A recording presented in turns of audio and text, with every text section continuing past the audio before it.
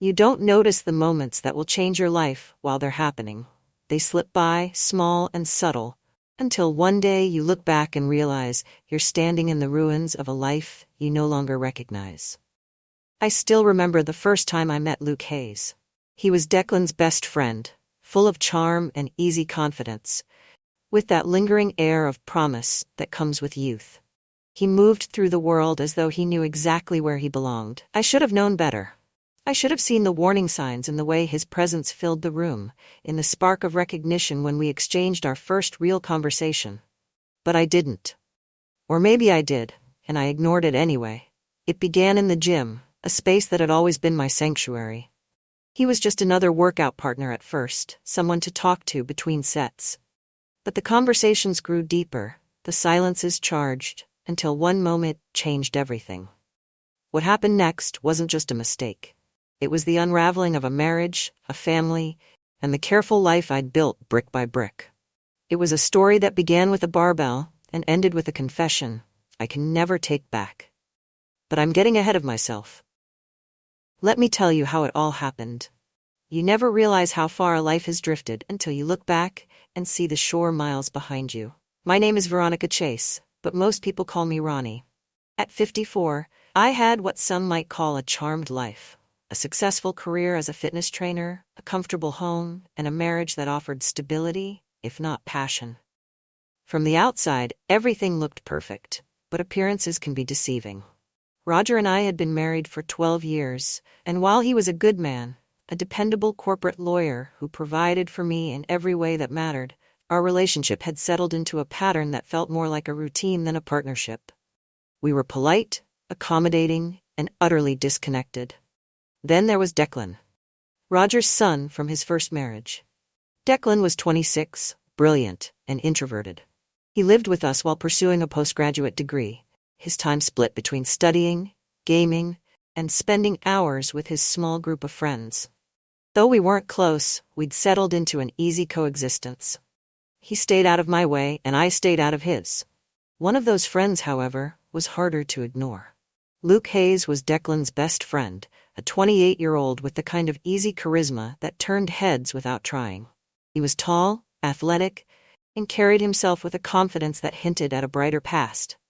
Once a promising baseball player, Luke's career had been cut short by a knee injury that left him searching for a new purpose. When Declan asked if Luke could use our home gym, I didn't hesitate.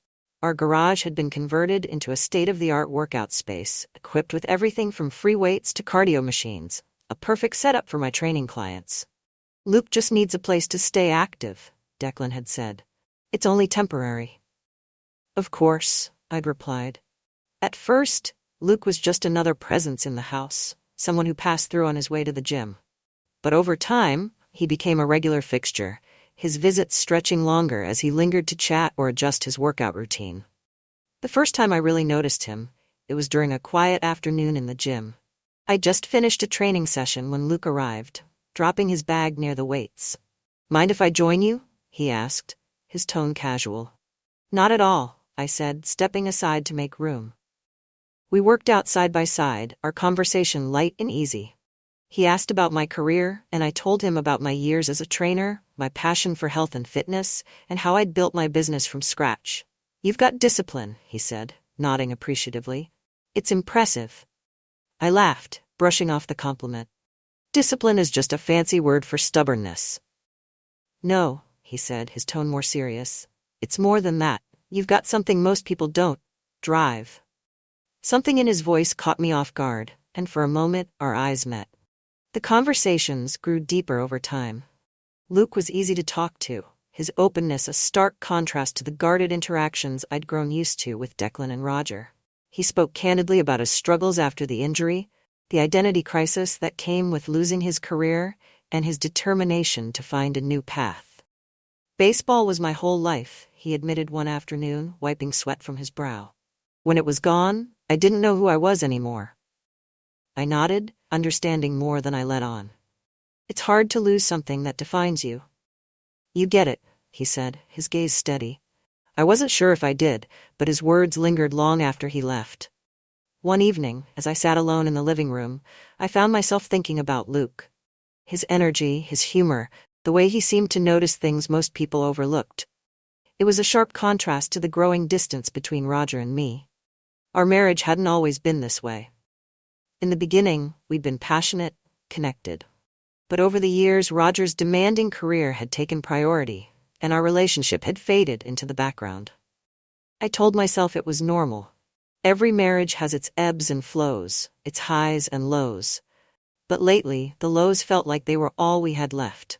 The first time I realized Luke saw me differently, it was a simple comment, innocent on the surface, but with an undercurrent I couldn't ignore. "You're in better shape than most trainers half your age," he said, his tone light but his eyes lingering. I laughed it off, but something about the way he looked at me stayed with me long after he'd gone. By the time summer rolled around, Luke's visits had become a regular part of my week. He'd show up in the afternoons, his easy smile brightening the gym as we worked out together. One particularly warm day, as the sun streamed through the windows, he paused mid-set and glanced at me. "You ever feel like you're stuck?" he asked, his voice quieter than usual. "Sometimes," I admitted, surprised by my own honesty. "Why?" He shrugged, his expression thoughtful. "I don't know. Just feels like life's moving around me, but I'm not really part of it." I nodded, his words striking a chord I didn't expect. "I know what you mean." For a moment neither of us spoke, the silence stretching between us. Then he smiled, a soft, almost wistful expression. "You're different, Ronnie. You see things other people miss." The compliment caught me off guard, and I felt a flicker of something I couldn't quite name. That night, as I lay in bed, I replayed our conversation in my mind. Luke's words, his tone, the way he looked at me, it all felt different. And for the first time in years, I felt something stir inside me, something I wasn't sure I wanted to name. Looking back, I can see how it all unfolded like a slow-motion train wreck. Each moment seemed innocent enough, disconnected from the larger pattern. But when I piece them together, I see how every glance, every word, every shared silence led to that fateful day in the gym. It started like any other workout. The summer heat was relentless, and the gym felt stifling despite the fan I'd set up in the corner. Luke arrived in the late afternoon, his usual easy smile in place, but there was something different in his eyes. A flicker of restlessness I hadn't seen before. "Tough day?" I asked as he dropped his bag on the floor. "You could say that," he replied, rolling his shoulders. "Just a lot on my mind." I handed him a water bottle, our fingers brushing briefly. "Want to talk about it?" He hesitated, then shook his head. "Not yet. Let's lift first." We worked out in near silence, the sound of clinking weights filling the space. Luke was more focused than usual, his movements precise and controlled. I found myself watching him between sets, noticing the tension in his shoulders, the way his jaw tightened with each rep. "You're pushing harder than usual," I said as he finished a set of deadlifts. He straightened, wiping sweat from his brow. "Sometimes it's the only thing that helps." "Helps with what?" He glanced at me, his eyes shadowed. "Feeling stuck, like nothing I do is enough." The honesty in his voice caught me off guard. "Luke," I began, but he cut me off. "Do you ever feel that way?" he asked, his tone softer now. "Like no matter how hard you try, you're just treading water?" I nodded slowly, his words hitting closer to home than I cared to admit. More often than I'd like to admit. We sat on the bench, the weights forgotten. Luke leaned forward, his elbows on his knees, staring at the floor. "I thought I had it all figured out," he said quietly. "The career, the future, and then it all fell apart." "I know what it's like to lose something that defines you," I said, my voice just as soft. He looked up at me, his gaze searching. "Do you? Because you seem like you have it all together." I laughed bitterly, shaking my head. "I've spent years pretending I do, but the truth is, I don't. My marriage feels like a business arrangement. My husband barely notices I'm there. Some days I wonder if I even notice myself." The admission hung in the air, heavier than any weight in the gym. When Luke spoke again, his voice was barely above a whisper. "You're not invisible, Ronnie. Not to me." The words sent a jolt through me. For a moment I couldn't breathe, couldn't think. And then he reached out, his hand brushing mine. "Luke, we can't," I began, but he leaned closer, his expression both tender and desperate. "Why not?" he asked, his voice trembling. "Why do we have to keep pretending we're okay when we're not?" Before I could answer, his lips were on mine. It wasn't planned. It wasn't logical. But in that moment, logic didn't matter. The kiss was tentative at first, as if we were both testing the boundaries of what was happening. But it deepened quickly, fueled by months of unspoken tension. When we finally pulled away, my heart was pounding, and I could see the same mix of exhilaration and fear reflected in Luke's eyes. "This was a mistake," I whispered, my voice shaking. "Was it?" he asked, his tone quiet but firm. I looked away, unable to meet his gaze. "It can't happen again." Luke nodded slowly, though I could see the conflict in his expression. "If that's what you want." He left soon after, leaving the gym and me in silence. I sat there for a long time, replaying the moment in my mind. The way his hands felt, the way his words lingered in the air, the way he saw me in a way Roger hadn't in years. But with the memory came the crushing weight of guilt. The next few days were a blur. I threw myself into my work, scheduling back-to-back training sessions to keep myself distracted. But no matter how hard I tried, I couldn't escape the memory of that kiss, or the feelings it had stirred. Luke continued to visit the house, but he kept his distance. Our conversations were brief, polite, and carefully devoid of anything personal. I thought the space would help. I thought it would give me the clarity I needed to put the moment behind me. But instead, it left me feeling hollow. Roger, oblivious to the turmoil in my mind, continued to bury himself in his work. He'd come home late, exhausted and distracted, barely acknowledging me before retreating to his office. One evening, as we sat in silence over dinner, I found myself wondering how we'd gotten here. How had we gone from a couple who couldn't keep their hands off each other to two strangers sharing a house? "Long day?" I asked, breaking the silence. "Yeah," he replied without looking up. That was it. No follow-up, no return question, just a single, dismissive word. I stared at him, my chest tightening. "Roger, are you happy?" The question seemed to catch him off guard. He looked up, his brow furrowing. "What kind of question is that?" "An honest one," I said quietly. He hesitated, then shrugged. "I guess so. Why?" "Because I'm not," I admitted, my voice trembling. Roger's expression shifted, a flicker of something, guilt, frustration, I wasn't sure what, crossing his face. But he didn't respond. Instead, he stood up, muttering something about work, and left the room. That night, I lay awake, staring at the ceiling. For the first time, I allowed myself to admit the truth.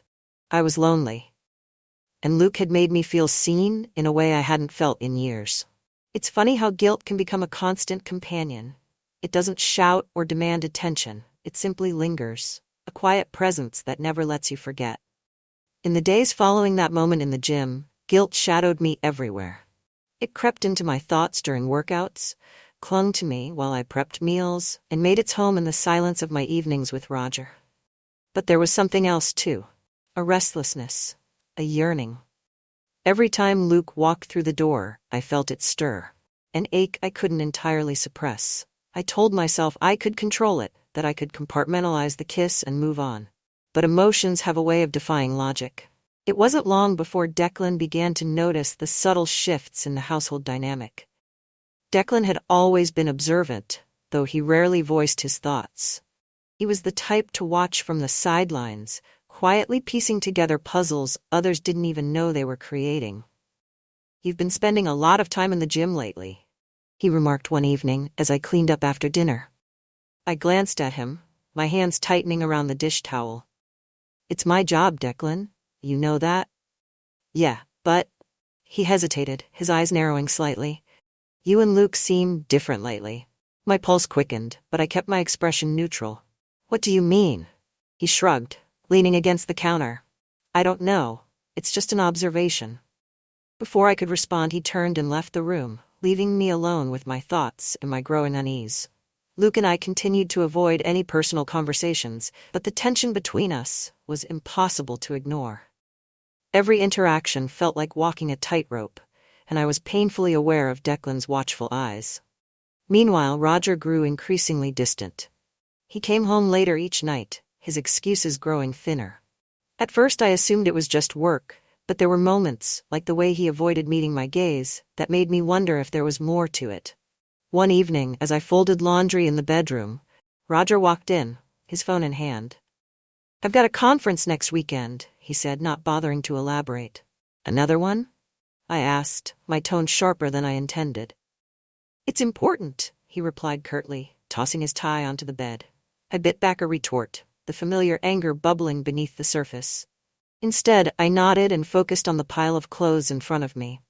That night, as I lay in bed beside him, I couldn't shake the feeling that we were both living separate lives under the same roof. A few days later, Declan cornered me in the kitchen. "Can I ask you something?" he said, his tone casual but his expression anything but. "Of course," I replied, though my stomach churned with unease. "Is there something going on between you and Luke?" The question hit like a punch to the gut. I froze, struggling to maintain my composure. "What are you talking about?" He crossed his arms, his gaze steady. "I'm not blind, Veronica. I see the way he looks at you, Taft, and the way you avoid looking at him." "You're imagining things," I said quickly, my voice trembling despite my efforts to stay calm. "Am I?" Declan pressed, his tone sharper now. "Because it doesn't feel like I am." I opened my mouth to respond, but no words came. After a long, tense silence, Declan shook his head and left the room, muttering under his breath. That evening, Luke showed up at the house, his expression guarded. "I need to talk to you," he said as I ushered him into the gym. "Now's not a good time," I replied, glancing over my shoulder to make sure Declan wasn't within earshot. "Ronnie," he said, his voice soft but firm, "we can't keep pretending this didn't happen." I turned to face him, my chest tightening. "We don't have a choice. Do you know what this could do to my family? And what about you?" he asked, stepping closer. "What about what this is doing to you?" His words struck a nerve, and for a moment I couldn't look at him. "Luke, please," I whispered, my voice breaking. But he didn't back down. "I can't stop thinking about you, Ronnie. I know you feel it too." Before I could respond, the door opened, and Declan walked in. The room fell silent as his gaze shifted between us, his expression darkening. "What the hell is going on here?" he demanded. Declan's question hung in the air like a thunderclap. "What the hell is going on here?" he repeated, his voice sharper now. His eyes darted between Luke and me, his expression a mix of confusion and fury. "Declan, it's not what you think," I said quickly, stepping forward. He raised a hand, cutting me off. Don't even try to lie." Luke opened his mouth to speak, but Declan rounded on him. "And you," he spat, his voice trembling with anger. "You're supposed to be my friend. What the hell are you doing with her?" "It's not like that," Luke began, his tone placating. "Oh, really?" Declan snapped. "Then what is it like?" I felt my heart pounding in my chest, the walls of the gym suddenly closing in. This was the moment I'd been dreading, the moment everything came crashing down. "Declan, please, let's talk about this," I said, my voice trembling. "Talk about what?" he demanded, his hands clenched into fists. "About how my best friend is sneaking around with my stepmother? About how the two of you are lying to my face?" Luke stepped forward, his hands raised in a gesture of peace. "Declan, I'm sorry. I never meant for this to happen." "You didn't mean for this to happen?" Declan repeated, his voice rising. "Are you serious right now?" I reached for Declan's arm, but he pulled away, his anger boiling over. "Don't touch me," he said coldly. "You've already done enough." The argument spilled out of the gym and into the house, the tension drawing Roger into the fray. He walked into the kitchen just as Declan slammed his fist onto the counter. "What the hell is going on?" Roger demanded, looking between us. Declan turned to him, his face pale with anger. "Why don't you ask her?" he said, pointing at me. Roger's brow furrowed in confusion. "What's he talking about, Veronica?" I opened my mouth to respond, but Declan beat me to it. "She's been sneaking around with Luke," he said bluntly. The room went silent. Roger looked at me, his expression a mixture of disbelief and growing rage. "Is that true?" I wanted to deny it. I wanted to tell him that Declan was mistaken, that it was all a misunderstanding. But the truth was written all over my face. "Yes," I whispered, my voice barely audible. Roger's face turned red, his hands clenching into fists. "How could you?" he said, his voice shaking with fury. "How could you do this to me, to us?" "I didn't mean for it to happen," I said, tears streaming down my face. "I never wanted to hurt you." "But you did," he snapped. "You've destroyed everything." Roger stormed out of the kitchen, leaving me standing there with Declan and Luke. The silence that followed was deafening. "This is unbelievable," Declan muttered, shaking his head. "You're both disgusting." Luke flinched at his words but didn't respond. Declan, please, I began, but he cut me off. Don't, he said sharply. I don't want to hear it. He turned and walked out, slamming the door behind him. Roger didn't come home that night. When I called his phone, it went straight to voicemail. Declan stayed in his room, the sound of music blasting from behind his door. And Luke disappeared. I waited for days, hoping he'd come by or call, but he didn't. The gym felt emptier without him, a stark reminder of everything that had been lost. Roger eventually returned, but things between us were irrevocably broken. He moved into the guest room and barely spoke to me unless it was absolutely necessary. I'm filing for divorce, he said one evening, his tone cold and distant. I nodded, unable to argue. I understand. Declan avoided me whenever possible, his resentment simmering just beneath the surface. The rare moments we did speak were tense and strained, his words laced with bitterness. You ruined everything, he said one evening as he passed me in the hallway. I didn't respond. What could I say? Weeks turned into months, and life settled into a new, uncomfortable normal. Roger and I finalized the divorce, and Declan moved out, cutting off contact with both of us. One afternoon, as I was leaving the grocery store, I saw Luke standing in the parking lot. He looked different, older, somehow, as though the weight of everything had taken a toll on him. Ronnie, he said, his voice hesitant. Luke? I replied, my heart aching at the sight of him. I'm sorry, he said, his eyes filled with regret. For everything. So am I said quietly. We stood there for a moment, the silence between us heavy with unspoken words.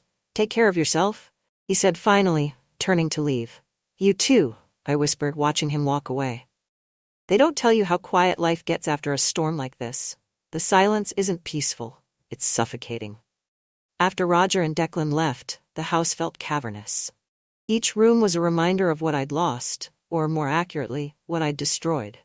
The sound of Roger's briefcase snapping shut, Declan's music filtering through the hallway, even the faint clinking of dishes from our once-shared dinners, all of it was gone. But what lingered most was the guilt. The divorce was swift and cold, handled almost entirely through lawyers. Roger avoided any direct communication with me, and when he did speak, it was clipped and emotionless. We're done here, he said the day we signed the papers, his voice devoid of the warmth it once held. I didn't try to argue. There was nothing left to say. The settlement left me with the house, though I wasn't sure if that was a blessing or a curse. Every inch of it felt like a monument to what had gone wrong. The gym, in particular, was unbearable.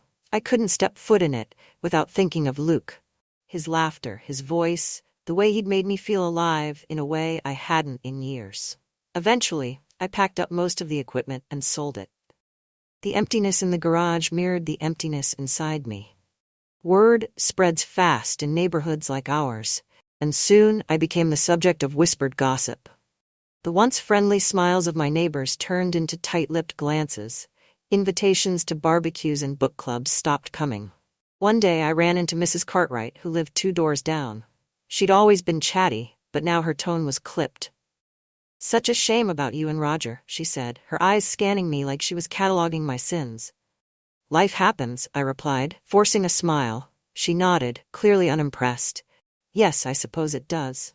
Declan, for his part, cut off all communication. He moved in with a friend and ignored every call, every text. I tried reaching out, apologizing, explaining, but my messages went unanswered.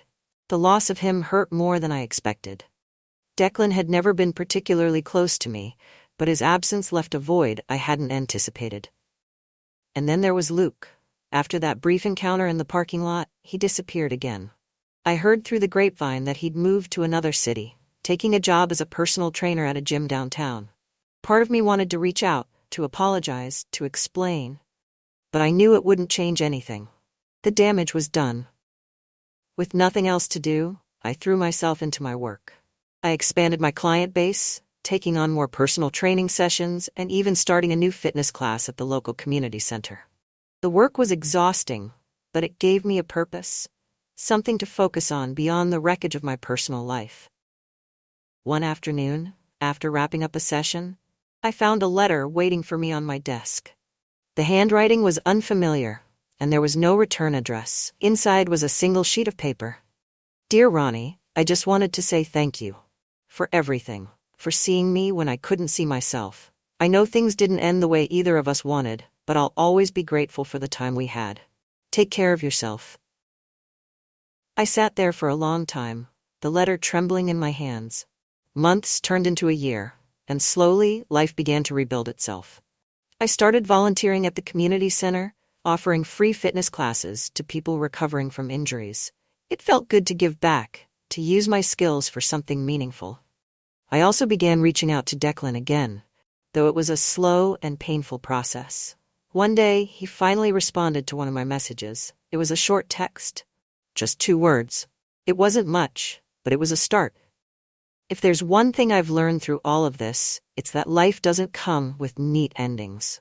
It's messy, unpredictable, and often cruel, but it's also resilient. The scars of what happened will always be there, but they don't have to define me. I'll never forget Luke or the way he made me feel. But I've also learned that some chapters are meant to end, no matter how much you wish they could go on. It wasn't the kind of thing I ever thought I'd get caught doing, sitting alone at night, exploring websites filled with stories and videos I had no business watching. But when I turned around and saw him, Eli, my stepson, standing there with my laptop open, staring at the screen, my heart stopped. He didn't say anything.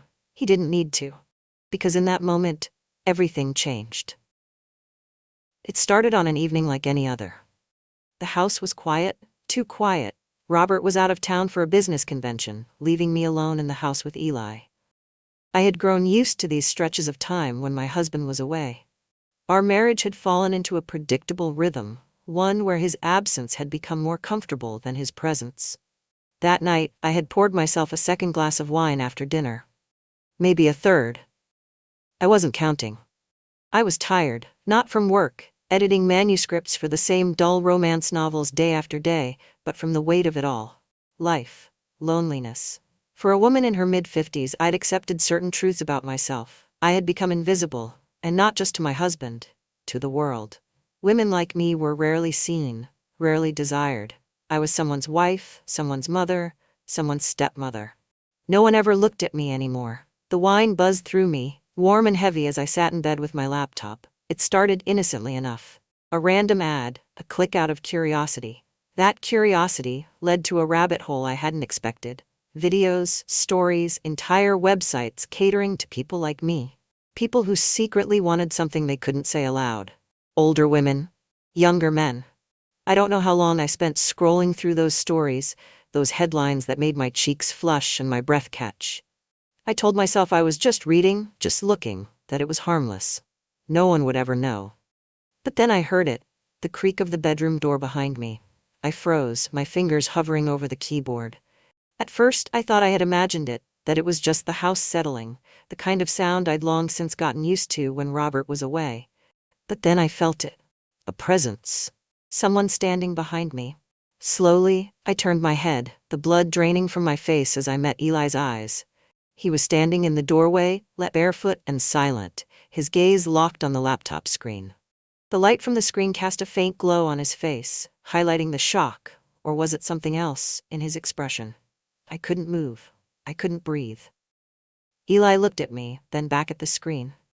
I knew what he was seeing, the website's bright, shameful header, the words I hadn't even had time to close out. I wanted to explain, to say something, but no words came, and then, as if the silence wasn't unbearable enough, he stepped closer. I felt a hot flush crawl up my neck as I slammed the laptop shut, the sound echoing through the room like a gunshot. I expected him to say something. A question, a joke, an accusation, anything. But he didn't. Eli's face was unreadable as he stood there, staring at me. Not with judgment, not with anger. It was something else entirely, something that made my chest feel tight, like the air had been sucked out of the room. Finally, after what felt like an eternity, he spoke. "Good night, Clara." His voice was calm, too calm, as he turned and walked out of the room, leaving me sitting there in stunned silence. The door clicked shut behind him. I stayed frozen for a long time, my hands trembling as I stared at the closed laptop. My mind raced, replaying the moment over and over again until I couldn't tell what had been real and what I'd imagined. What had he seen? How much had he understood? Eli hadn't laughed. He hadn't teased me. That would have been easier to handle, something I could dismiss as a moment of humiliation that we'd both pretend never happened. But the way he looked at me, I couldn't get it out of my head. It wasn't pity, it wasn't disgust, it was something else. Something I didn't want to name. I sank back against the pillows, my pulse pounding in my ears. My cheeks were still burning, my chest still tight. I wanted to tell myself it was nothing, that I was reading too much into it. Eli was probably already back in his room, shaking his head and laughing about what a sad, lonely woman I had become. But I didn't believe that, because I had seen the way his expression changed when he looked at me. Slowly, subtly, like he was seeing me for the first time. I sat there in the darkness for hours, the laptop sitting on the nightstand beside me like a loaded weapon. I didn't dare open it again. I didn't dare move. When I finally closed my eyes, I could still see him standing there. Silent, watching, and the worst part, the part that terrified me more than anything, was the heat I felt rising in my chest every time I thought about it. I couldn't stop replaying that moment, couldn't stop wondering what he was thinking as he stood there, looking at me like that. Like I was a woman. The next morning, the weight of what had happened the night before sat heavy on my chest. I barely slept. I kept replaying Eli's face in my mind, his calm, unreadable expression, and the way he turned and walked out without a word. I told myself it was nothing. I'd overreacted, fueled by too much wine and too little sleep. He probably thought it was funny, a moment of harmless embarrassment that we'd both forget.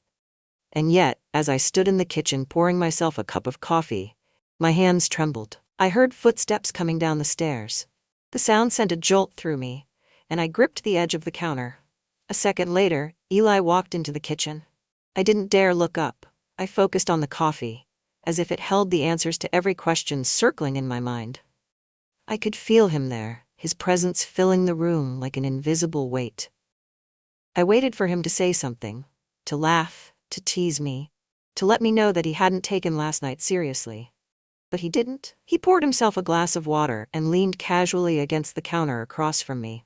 I could feel his eyes on me, watching me in a way that made my skin prickle.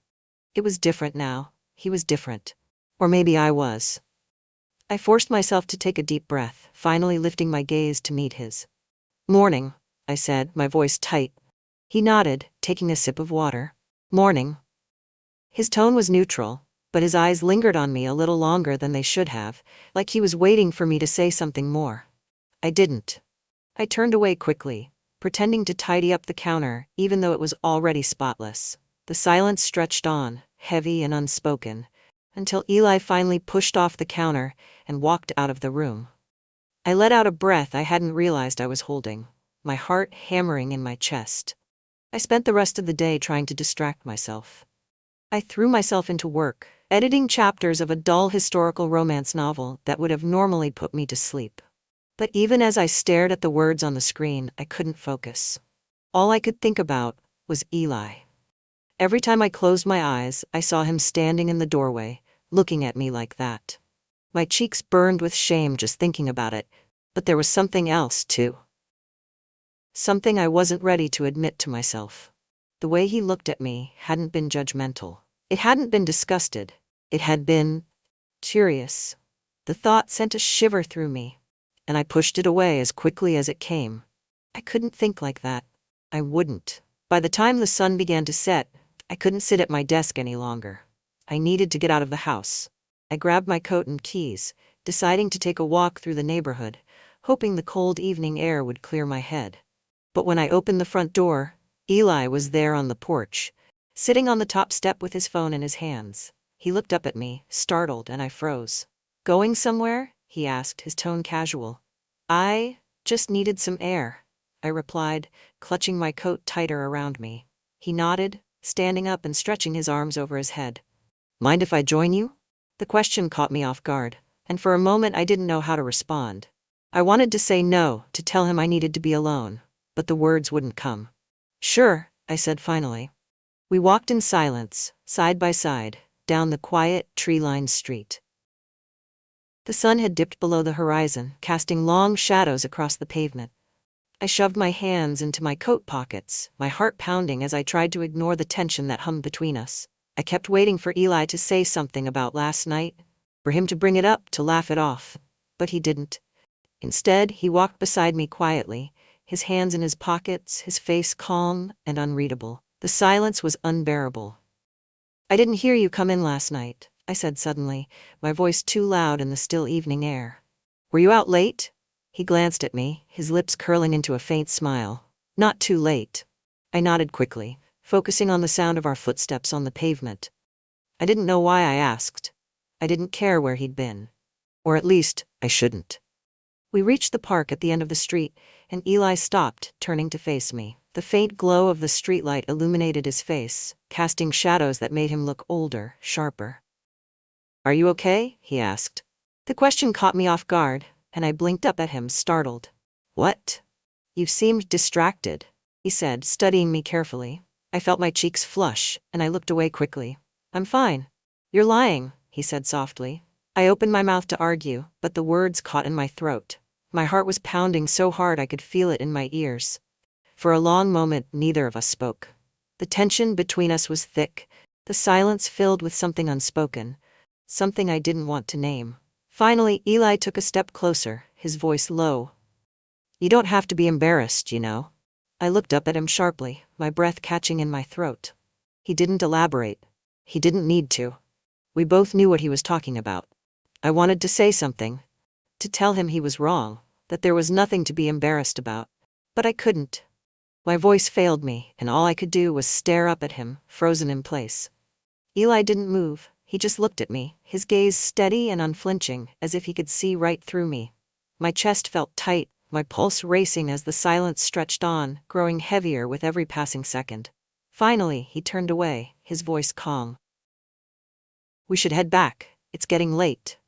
I nodded quickly, my hands trembling as I followed him back toward the house. My mind was spinning, my thoughts a tangled mess of confusion and shame and something else, something I couldn't admit to myself. When we got home, Eli disappeared upstairs without another word, leaving me alone in the living room, staring at the empty space where he'd been standing. I sank onto the couch, my heart still racing as I pressed my hands to my face. What was happening to me? That night, I lay awake in bed, staring at the ceiling as the house settled around me. I could hear Eli moving around in his room across the hall, and each faint creak of the floorboard sent a jolt through me. I told myself it was nothing, that I was imagining things, reading too much into a moment that didn't mean anything. But deep down, I knew that wasn't true. Something had shifted between us, and I didn't know how to stop it. The days that followed were a blur of silence and tension. I kept my head down, hiding in work and household chores, anything to avoid being alone with Eli for too long. It wasn't that he said or did anything wrong. No, it was far worse than that. He didn't say anything at all. There were no teasing remarks, no awkward jokes about what he'd seen on my laptop, just a quiet, lingering presence that seemed to grow heavier every time we shared the same space. It was as though the moment had created something between us, something unspoken, something dangerous. I tried to pretend I was imagining it, that I was just paranoid. But I wasn't.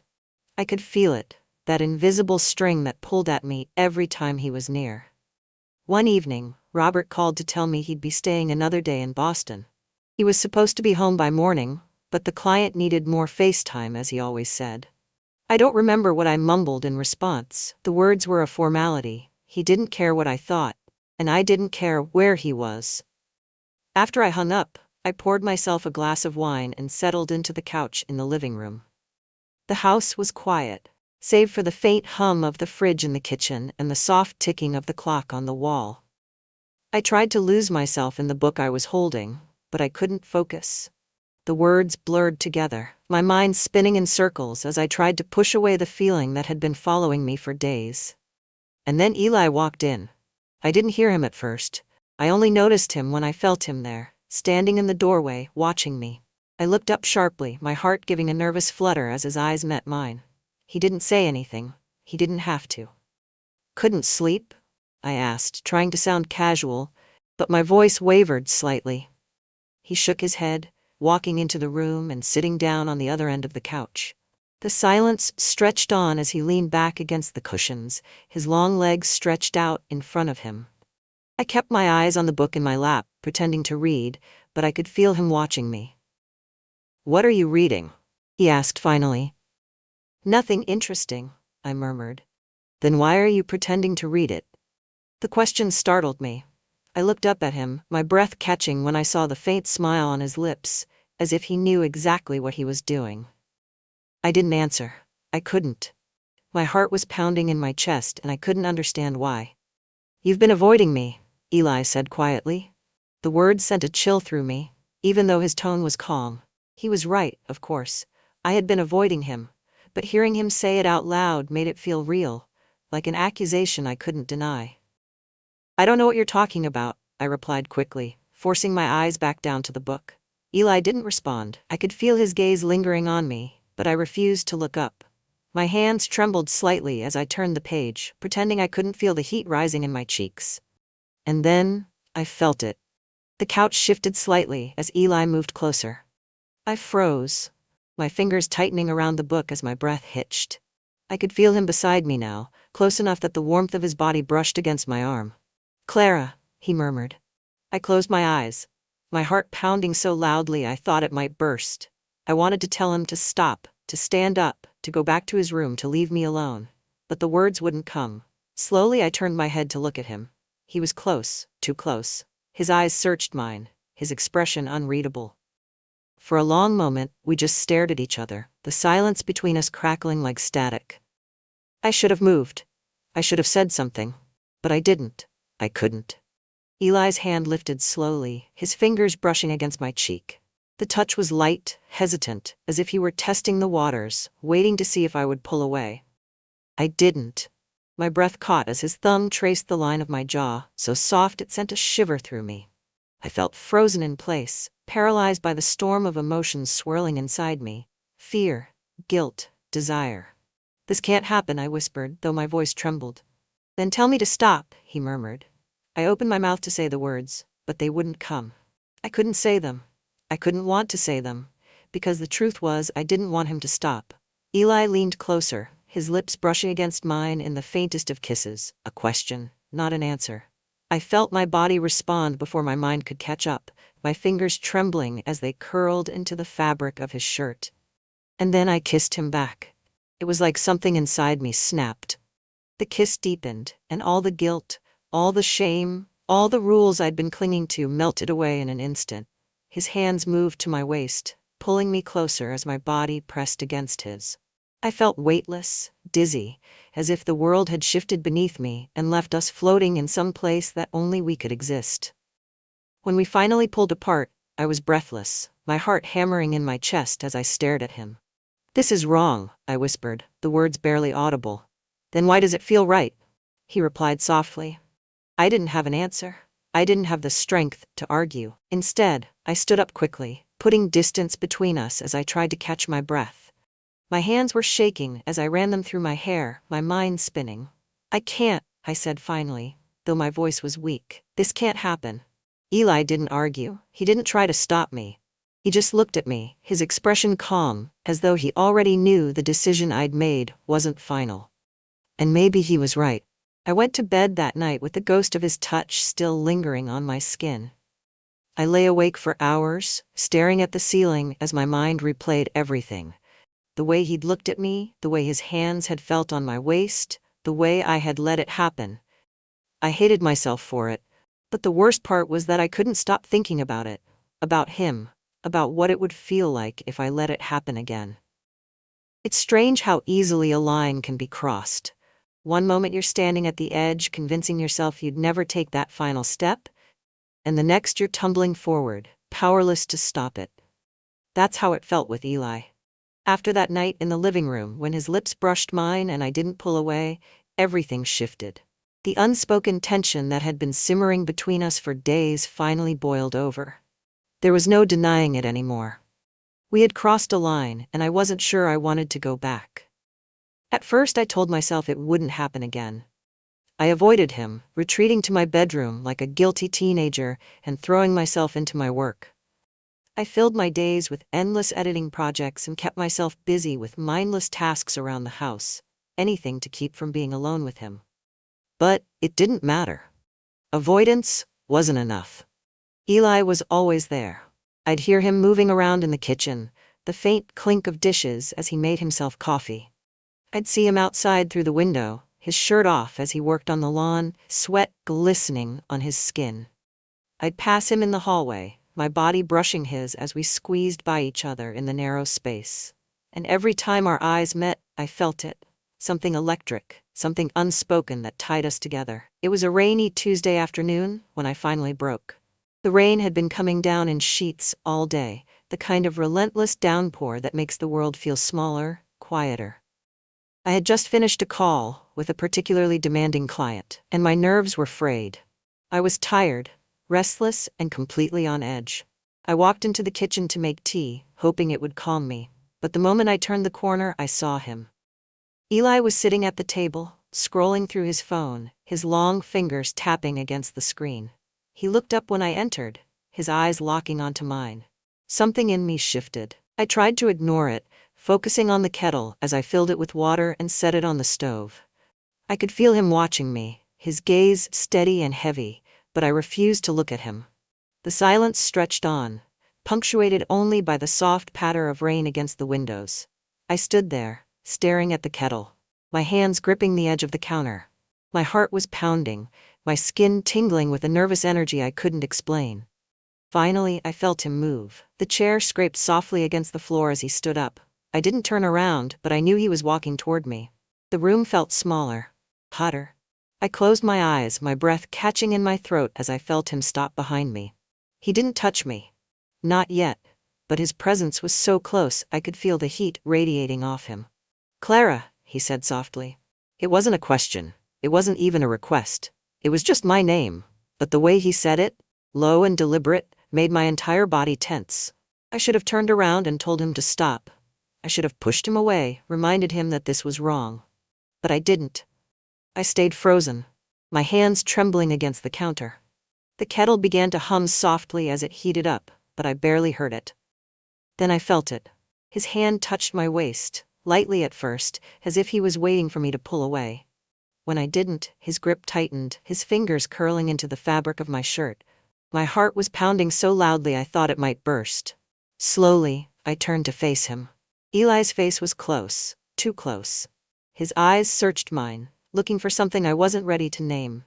My breath came in short, shallow gasps as he lifted his other hand, his thumb brushing gently against my cheek. For a moment I thought he would say something, that he would give me one last chance to stop this. But he didn't.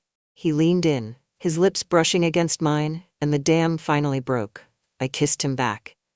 It was different this time. Deeper, more desperate, as though we'd both been holding back for too long. His hands moved to my hips, pulling me closer until my body pressed against his.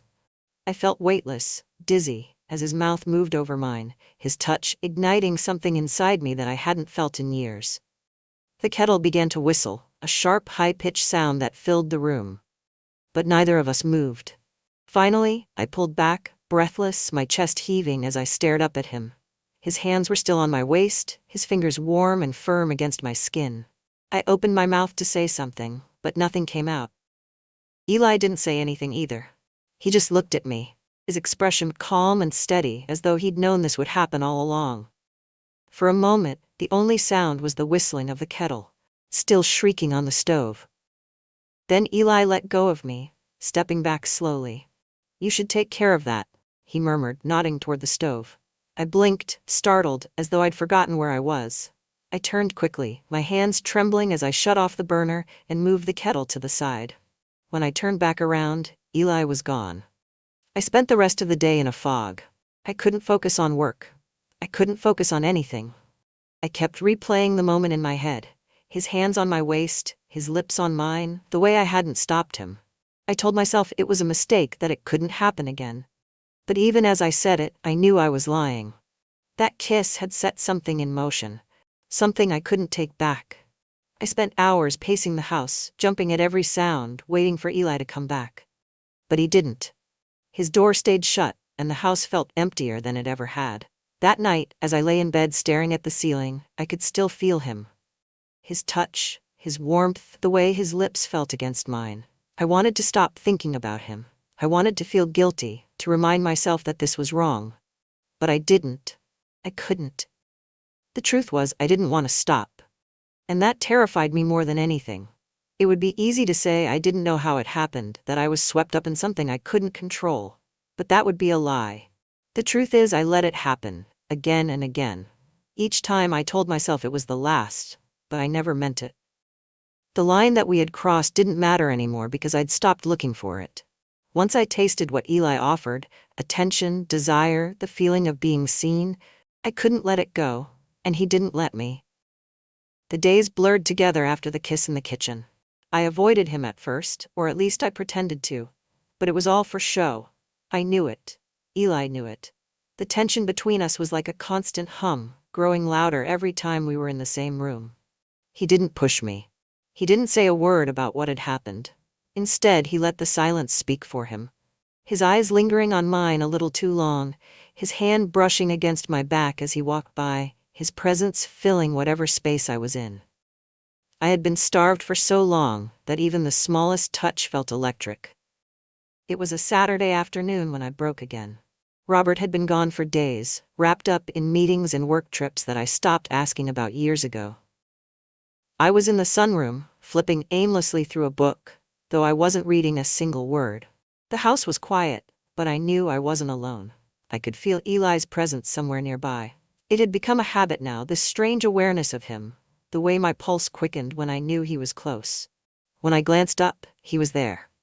Eli stood in the doorway, his hands in his pockets, watching me with that same unreadable expression that made my stomach twist. He didn't say anything. He didn't need to. I set the book down, my hands trembling slightly as I looked at him. For a moment, we just stared at each other, the silence between us louder than anything either of us could have said. Then he stepped forward. I should have stopped him. I should have told him to leave, to go back to his room, to let me pretend this wasn't happening. But I didn't. I couldn't. It started slowly at first, his hands brushing my shoulders as he stood behind me, his fingers warm and steady as they lingered longer than they should have. My breath caught as his touch moved lower, grazing my arms, pulling me to my feet until I was facing him. The air between us felt heavy, charged, like a storm waiting to break. My chest was tight, my heart pounding so hard it felt like it might burst. I met his eyes, dark, certain, unflinching, and I felt something in me give way. When his lips met mine, I didn't hesitate. The kiss was hungry, desperate, filled with all the things we hadn't said, all the tension we'd been pretending didn't exist. His hands gripped my waist, pulling me closer until my body was pressed against his. I felt his strength, the heat radiating off him, and for the first time in years I let myself stop thinking. It didn't matter where we were or what we were doing. It didn't matter how wrong it was.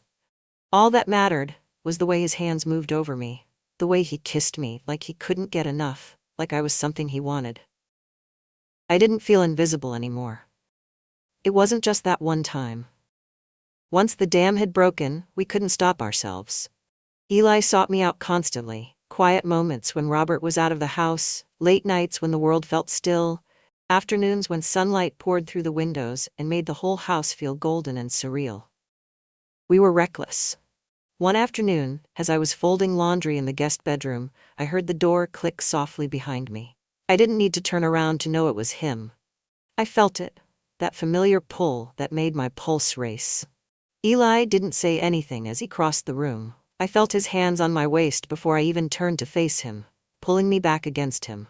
My breath hitched as his lips brushed my neck, my hands trembling as the clean, folded laundry fell to the floor. Later, as I lay beside him in the tangled sheets of the guest bed, I stared up at the ceiling, my chest rising and falling as I tried to steady my breathing. Eli's arm was draped lazily across my stomach, his fingers tracing soft, aimless circles on my skin. I knew I should feel guilty. I knew I should stop, but I didn't.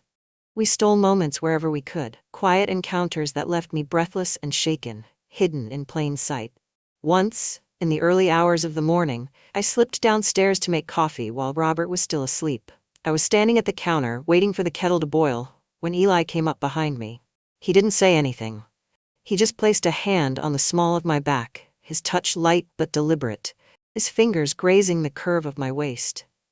I froze, my breath catching as I stared down at the countertop, my hands trembling against the cool marble. "Eli," I whispered, my voice barely audible. He didn't respond. He didn't need to. His touch lingered for just a moment longer before he walked away, leaving me there with my heart racing and my cheeks burning. We were playing a dangerous game, and we both knew it. I started noticing the change in him, too. Eli wasn't the boy I had watched grow up. He was a man now, confident, strong, and deliberate in a way that made my stomach twist with equal parts excitement and fear.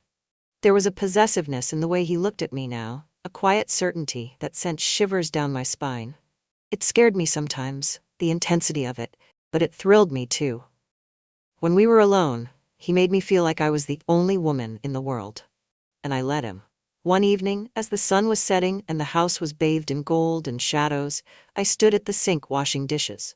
Robert was away, another important meeting that didn't concern me. I didn't hear Eli approach until he was right behind me. His hands slid around my waist, pulling me back against him. I felt the heat of his breath on my neck, his lips grazing my skin as my heart began to race. "You shouldn't," I whispered, even though I didn't move. His grip on me tightened, his voice low in my ear. "Do you want me to stop?" I closed my eyes, my body betraying me as I leaned into him, my hands gripping the edge of the counter to steady myself. "No," I whispered, and just like that, I let myself fall again. It wasn't a question of right or wrong anymore. It was a question of when everything would come crashing down. Because deep down, I knew it couldn't last. We were reckless, careless, and sooner or later, someone would notice. And when they did, the fallout would destroy everything. Things that are forbidden always burn the brightest. Maybe that's why I ignored every warning sign, every whisper in my head telling me this couldn't last. In those weeks, Eli and I moved like ghosts through the house, two people pretending life hadn't completely changed. We stole hours, stolen kisses behind closed doors, stolen touches in the dark. I convinced myself it was just for us, that as long as we were careful, no one would know. But I underestimated just how fragile secrets are. It started with something small. A forgotten shirt. It was early one morning, and I was tidying up the guest room where Eli had slept the night before. Robert had left at dawn for another early meeting, and I knew Eli wouldn't wake for at least another hour. The sheets were rumpled, still warm from where we'd tangled ourselves in them just a few hours earlier. I folded them carefully, smoothing out the creases. That's when I saw it, a black t-shirt thrown over the back of the chair. It was Eli's. The sight of it made my breath catch. I grabbed it quickly, my hands trembling as I stuffed it into the laundry hamper. But the fear had already taken root. Robert hadn't stepped foot in this room in months. He never had a reason to. But I knew it only took one moment of carelessness for everything to fall apart. And we were being careless. The second crack appeared 2 days later. I was at the gallery, struggling to concentrate on a manuscript I was reviewing, when my phone buzzed. I reached for it absent-mindedly, assuming it was Robert checking in. But it wasn't. It was a message. An anonymous number. "I know what you're doing." My heart stopped. I stared at the screen, the words blurring as my hands shook. I read it again, hoping it was a mistake, a prank. But I knew better. The phone slipped from my hands, clattering onto the desk. My pulse raced as panic began to set in. Who was it? Someone from the neighborhood? A friend? Could Robert know? I forced myself to breathe, to think. It was probably nothing, a coincidence, a cruel old joke from someone who didn't even know me. But deep down, I knew the truth. Someone had seen us. When I got home that evening, the house felt different. Like a shadow had crept into every corner. Eli was sitting in the living room, watching something on TV, but when I walked in, he looked up. I didn't say a word. I couldn't. I set my keys on the counter and disappeared upstairs, shutting the bedroom door behind me as I tried to steady myself. The message rattled inside my head like a ticking clock.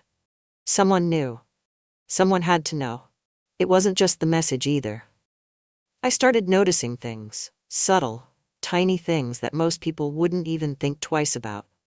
A curtain moved when I walked into a room. A car parked down the street that didn't belong to any of the neighbors. A friend's lingering glance during an otherwise innocent conversation. Paranoia took hold of me, tightening its grip with every passing day. It wasn't long before the third crack appeared. This time, it wasn't subtle. Robert came home earlier than expected one Friday evening. I hadn't seen the headlights in the driveway, hadn't heard the door open. I was in the kitchen with Eli, standing too close to him, my hand brushing against his arm as we talked. And then I heard it. The clearing of a throat. I froze. Eli stepped back quickly, his face shifting to a neutral mask, but it was too late. I turned to see Robert standing in the doorway, his briefcase still in hand, his eyes moving between the two of us. For a moment, no one said anything. The silence stretched on, suffocating. "Didn't expect you home so soon," I said, forcing my voice to sound normal. Robert's gaze lingered on me for a moment too long, before he finally set the briefcase down and muttered something about traffic. He didn't look at Eli again. Dinner that night was unbearable. Robert barely spoke, his eyes occasionally flicking toward me or Eli, as if trying to piece something together. I told myself it was just my imagination, that he didn't know anything. But I could feel it, the tension crackling in the air like static electricity. We weren't being careful anymore, and someone was going to catch us. It happened a week later. The house was quiet that night. Robert was in his office, working late as usual, and Eli was in the garage fixing something on his car. I was in the living room, pacing, my nerves on edge as I tried to convince myself that everything was fine. And then I heard it. The slam of the front door. Robert's voice. "Clara!" I froze, my heart stopping as the sound of his footsteps echoed through the house. When he appeared in the doorway, his face was red, his eyes wild with anger. He was holding something in his hand, a manila envelope. "Who is it?" he demanded, throwing the envelope onto the coffee table. "What?" My voice was barely a whisper. "Don't play games with me, Clara. Who is it?" I stared at the envelope, my hands shaking as I reached for it. Inside were photos. Grainy, black and white images of me and Eli, on the couch, in the guest room, in the kitchen. Proof. "I found this in the mailbox today," Robert said, his voice low and trembling. "Who sent it? How long has this been going on?" I couldn't speak. I couldn't move. The room was spinning, and all I could do was stare at the photos, the life I'd tried so desperately to keep hidden, now laid bare. Then Eli appeared in the doorway. "What's going on?" he asked, his voice calm but guarded. Robert turned to look at him, his expression darkening as understanding clicked into place. "You," he spat. "It's you, isn't it?" Eli didn't deny it. He didn't say anything. Robert turned back to me, his face twisted with disgust. "You've been sleeping with him?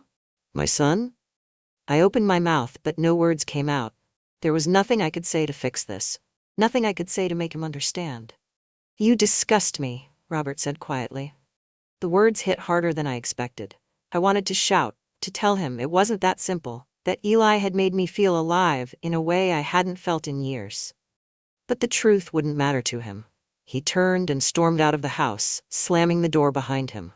For a long moment, the only sound was the ticking of the clock on the wall. Then Eli spoke. "It doesn't matter what he thinks." I looked at him, my chest tight, tears streaming down my face. "It's over, Eli." He stepped forward, his voice soft but certain. "It doesn't have to be." But I knew it did. In the weeks that followed, everything fell apart. Robert filed for divorce. He moved out of the house, leaving it feeling emptier than ever. People talked. Whispers followed me everywhere I went. I avoided the neighbors, avoided the gallery, avoided everything. Eli stayed for a while, but it wasn't the same. The fire that had burned so brightly between us had turned to ash, tainted by everything we had destroyed. One day, I came home to find his bags packed. "Where will you go?" I asked softly. He shrugged. "Somewhere else." I watched him walk out the door, feeling the finality of it settle like a stone in my chest. Now, as I sit here alone in this quiet house, I can't say I regret what happened. I should, but I don't. Eli made me feel something I didn't think I could feel anymore. Wanted, alive, seen. But the cost was everything. And some nights, when the house is silent, I wonder if it was worth it.